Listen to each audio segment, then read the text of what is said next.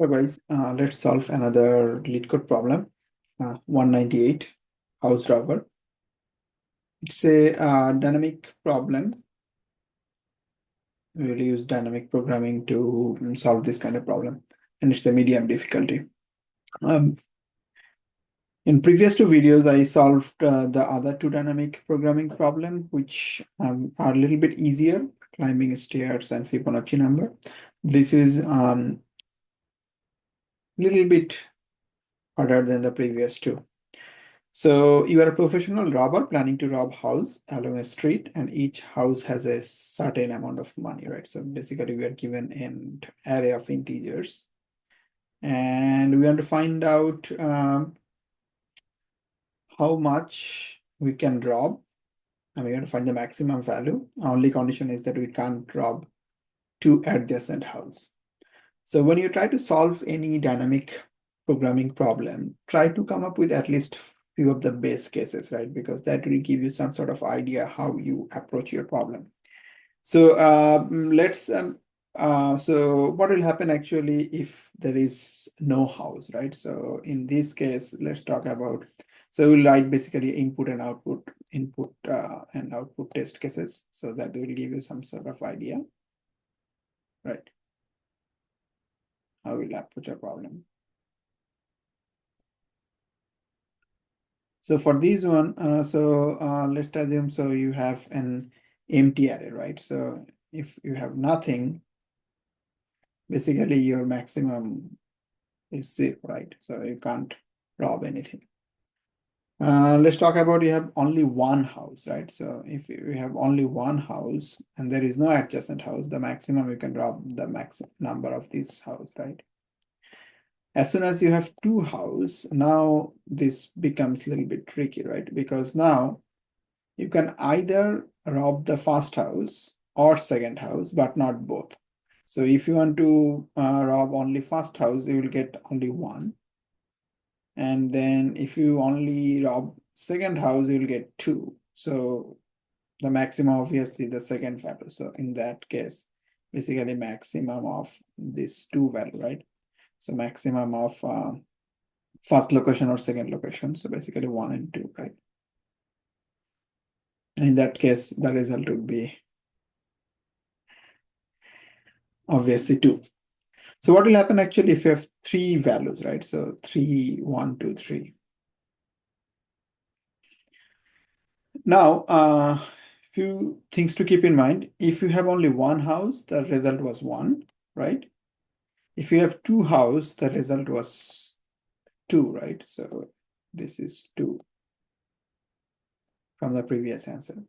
But when you have three houses, now this is a little bit tricky, because if you want to pick these 3, you can't pick this 2, right? So you can only do 3 and 1, or just this one, right? So if this is the case, if you want to find out the maximum, the result would be actually 3 plus 1 as 4, right? So the result is 4. But the question is, how did you get it there, right? So basically you want to find out maximum of two things you want to figure out, right? So maximum of, if you want to pick these numbers, right, this value, then you can't pick the previous one, right? So you'll go to you will skip one and go back to this previous one, right? So if you can write this function, then it's pretty easy. So your number would be something like nums of, if you want to pick this number I minus 1, then basically if you are storing all these things into a DB, it should be f of, if f is your variable, right? I minus 2. This is one option. And second option, obviously you can just pick that f I minus 1, right?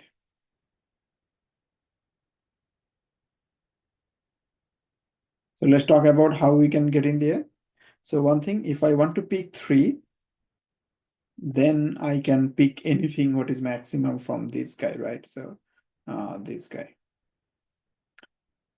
And if I don't want to pick 3, then I can just pick this 2. So basically 4 is a max of either you can pick 3 plus 1 or just 2. That's how I get 4. So yeah, if you can come up with this equation, then it's pretty easy to implement. So let's go ahead and implement this guy. So if your n is the len of nums where you're storing other values, and if your n is greater than 1 equal to 1, we'll just return. So this is the case when we have only one element, right? So you have just return nums of 0. Otherwise, you will define and values with all the zeros, and we'll do n plus 1.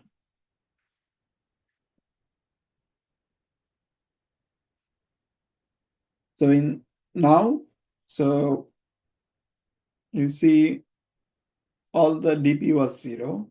The first value would be dp of 1 would be, so we'll update these two values, dp 1 and 2.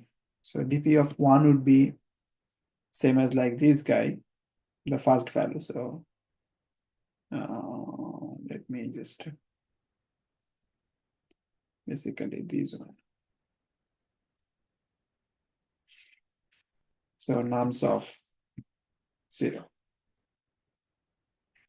And then dp of 2 would be basically this guy, max of these two, right? Max of nums of 0 and nums of 1. And now you can just calculate all these things using bottom-up approach. You start with 3 and go to maximum n plus 1. And for each of the location, you basically write this recurrence relation dp of I, which would be max of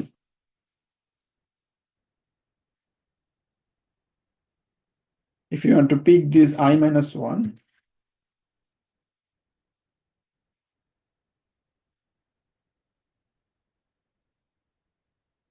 then you will be able to do I minus 2. Otherwise, you will just do dp I minus 1.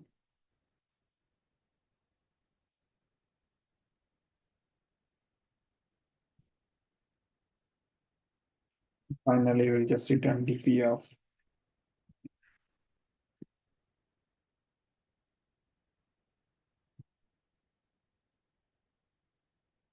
so yeah, let's review it. So if your n is the number of locations, so number length of the input, right? So if n equal to 1, we'll just return the nums of 0, the first location. And then we'll initialize all these values 0 n plus 1. The first element dp1 would be just nums of 0. And then second one, just maximum of nums of 1 and nums of 0 and nums of 1. And when you are going through range 3 to n plus 1, for each step you are trying to get the maximum of 2 values. Either you can take this value I minus 1. In that case, you can add it up to the dp I minus 2, what you already calculated, 2 step back. Or actually, you can find the maximum of dp I minus 1 if you want to skip this one. Yeah, let's submit it. If it works, then so yep, it looks good. So let's talk about the runtime complexity. So for runtime complexity, you are running through one for loops, which will be order of n. And you are having n plus 1 location, which is also in order of n. So basically for this dynamic programming problem, we can solve this problem using order of n runtime complexity and also order of n space complexity, which is pretty much efficient. Thanks for watching. I will see you in the next LeetCode video.